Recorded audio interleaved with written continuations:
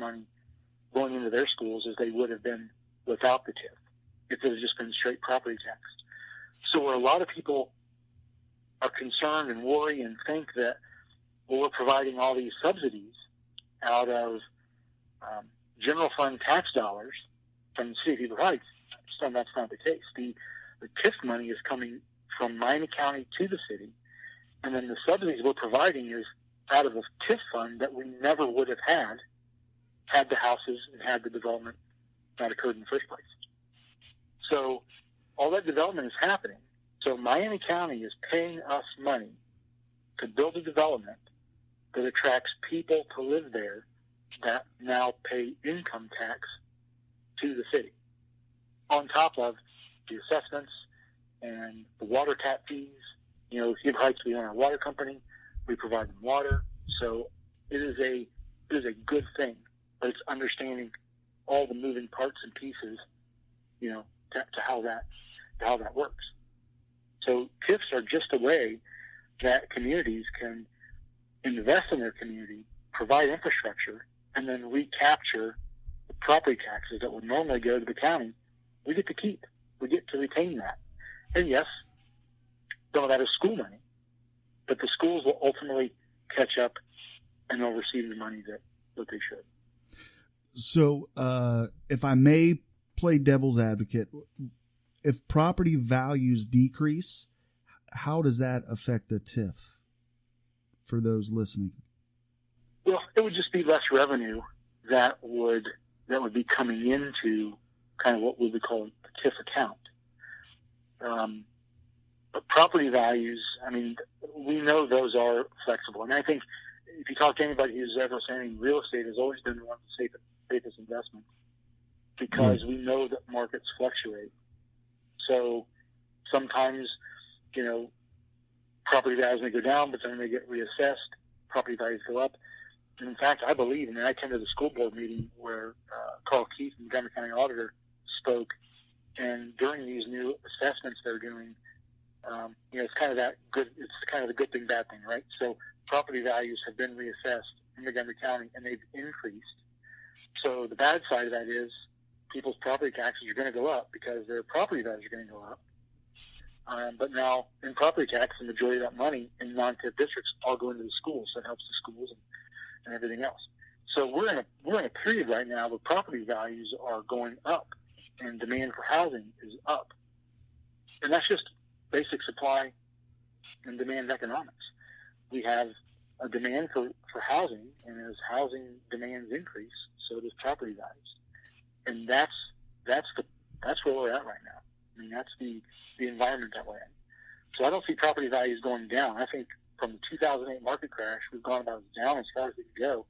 Now everything is back on the upswing, and we're just going to be reaping the rewards of those property taxes in those TIF districts that will help fund and pay for all the other things that we've done, ultimately, that's tried to increase the quality of life for the residents here, being the Aquatic Center and the Rose, and why, and who knows whatever else that we can do in the future that can increase and help the quality of life of the people that live here. Mm-hmm.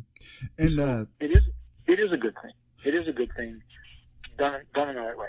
And that TIF right now, Montgomery Miami County TIF, there's something $4 to $6 million in that TIF account that's just sitting there that can be used for, you know, and that all leads into the 2025 plan. You know, our 2025 plan says that by 2025, and even it has to be adjusted to 2026 or 2027 based on how the annual tax bills come in. So even if that gets modified, we still have a plan that's solid and works, and we know we will have enough money in those TIF funds that pay all the debt service on all the things that we have from 2025. And no money out of the general fund gets spent. It's all funded by TIF money. And understanding how that works is key. There was a big sports complex that was just approved by Warren County commissioners down in Warren County. I think it's a $17, $18 million sports complex they're building on there. Uh-huh. In the article, they clearly laid out every bit of that infrastructure, everything that's being done there is all being done and funded by a TIF in Warren County. Yeah, it's so TIFs are popular. People right now, they're heating up. People are excited about that. Think it's a great idea. What they've done in Warren County to build this big sports facility complex is going to attract hundreds of thousands of people and lots of revenue around Warren County is no different than what we've done with Carriage Trails, and Clark Center, and the Rose. It's no different. Okay. There was a few things. The Good Sports pad that's been a hot topic. What are your? That's been a question that comes up. That's a question that's come up on several of the meet and greets I've done. And again, I think there's just a lot of misinformation that just gets circled around, and then everybody talks about it. So the city purchased all that property a few years ago. Mm-hmm. Ultimately, I think the price we paid was roughly around $60,000 an acre for a lot of that land up there on Executive Boulevard. It's about the most that it was going for. It was about $60,000. So there's a section of property in between TJ Chumps and the Rose where the Good Sports Facility Hotel, all that was going to go. Excuse me. Good Sports pulled out of that deal. But what we're left with is a piece of property there that ultimately we know is marketable. It's on Executive Boulevard, has frontage on I-70. So the city made what I believe to be a wise decision, installed infrastructure, the basic infrastructure, sewer, water, nature, electricity, and all those things were there. Kind of the curb cuts, all those things. So I've heard people call it a pad. Mm-hmm. It's not really a pad because it's not like there's a concrete footer there and foundations where the real definition of a pad is. None of that's there. It's just an open field that has basic infrastructure into it. And right. It was being set up for the $22 million field house hotel deal that they had up there. Yes. But, we're not the builder, so we didn't install a footing and a concrete foundation for the hotel and the sports facility to come in on. When we say a pad, it's dirt that just has sewer and water and electrical connections run up to where the property's at, so when they started building, they could just tap into that and connect it to their future facility. So that was the infrastructure that was put in there. I think I don't have the numbers in front of me in the budgets, but if my memory serves me correctly, we spent maybe $200,000 or so on infrastructure on top of the 60 acres the 6 acres in that particular area that we purchased. There was a lot of money invested. Yeah. But there's always risk reward, right? Mm-hmm. And the reward now is, I believe, this is all public record, so I believe people know this, but if they don't, Hilton, the hotel company Hilton, purchased just 2 acres, the acreage closest to the highway. So it's the acreage further back from Executive Boulevard. They just purchased those 2 acres for $600,000 from the city, and they're building a new hotel there. And they're so far into the process now. The land has been closed. We have the money for the $600,000, and I think it's been through planning commission and everything, right? They've been through planning commission. They've submitted their plans for a detailed development plan, and probably within the next 60 days or so, we're going to see a new Hilton hotel coming out of the ground in between TJ Chumps and the Rose. And we sold that property. What we bought for $60 an acre and invested some money into it in the infrastructure, we sold it for $600,000. And that's going to be a catalyst for growth because we still have 4 more acres of outlots in front of the hotel leading up to Executive Boulevard. There's still 4 more acres to sell.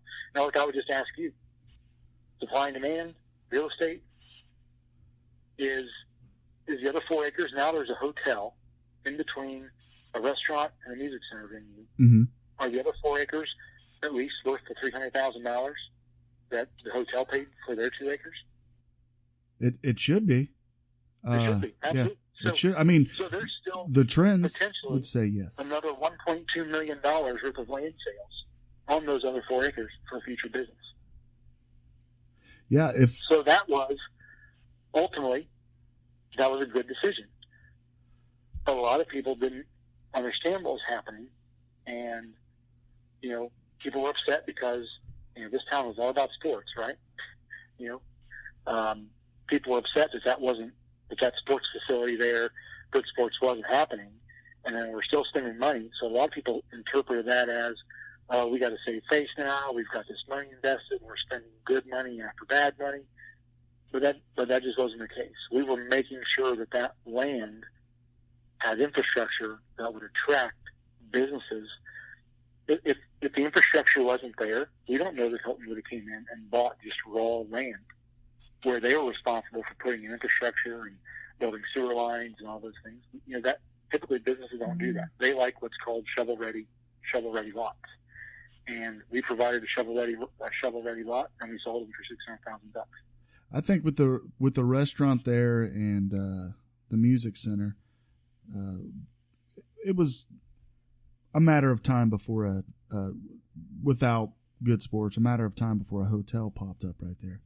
Perfect place for one. And guess what the greatest part about that is? What's that? It's a TIF district. Yep. All the property taxes on that hotel are all going to be coming into the city funds through the TIF rather than being paid to Montgomery County. And anytime they sell out, I think it's like $3 per room will go to the city as well. I think it's something. Yeah. It's roughly that. Yeah, because hotels have the hotel tax, right, which is just kind of that overnight rent. I mean, we all pay it. You look at your hotel bill. You get on Expedia and you book a room for $100, and it's going to be $125. You got a $14 room tax on there. So depending on what city you live in, Huber's pretty cheap, I think, compared to other cities. Yeah. Right. So but ultimately, you're right.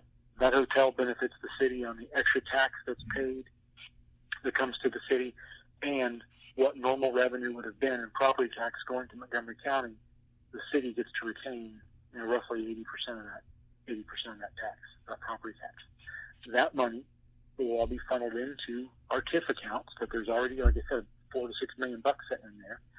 It goes into that TIF account to help pay for all the other stuff that we've done and built. And in the end, all those amenities just help people out. Right. Well, I'm about quality of life. I'm all about quality of life. Where I want to live, what attracts people to move to a community is a community that is safe, a community that has good schools, and a community that offers quality of life.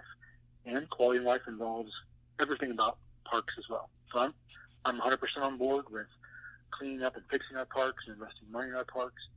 Excellent. Heck, I'm even in favor of developing our own parks and recreation, division of the city, where we have people that are running and managing our parks.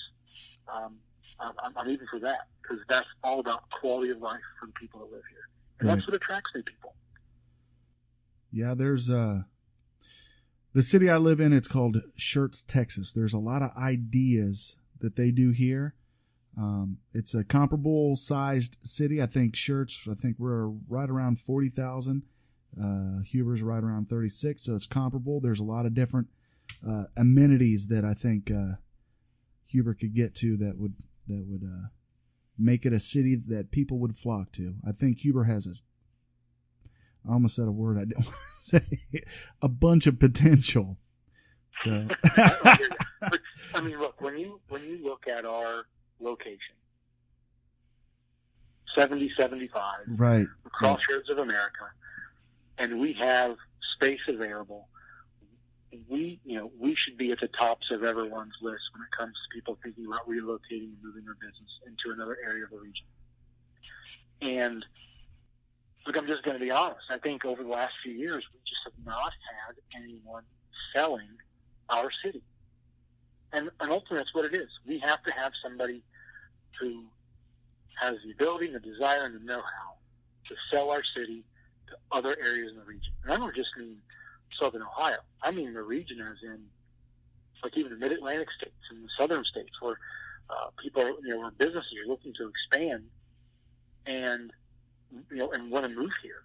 Right. Or maybe not necessarily here right now, but I'm going to let them know, hey,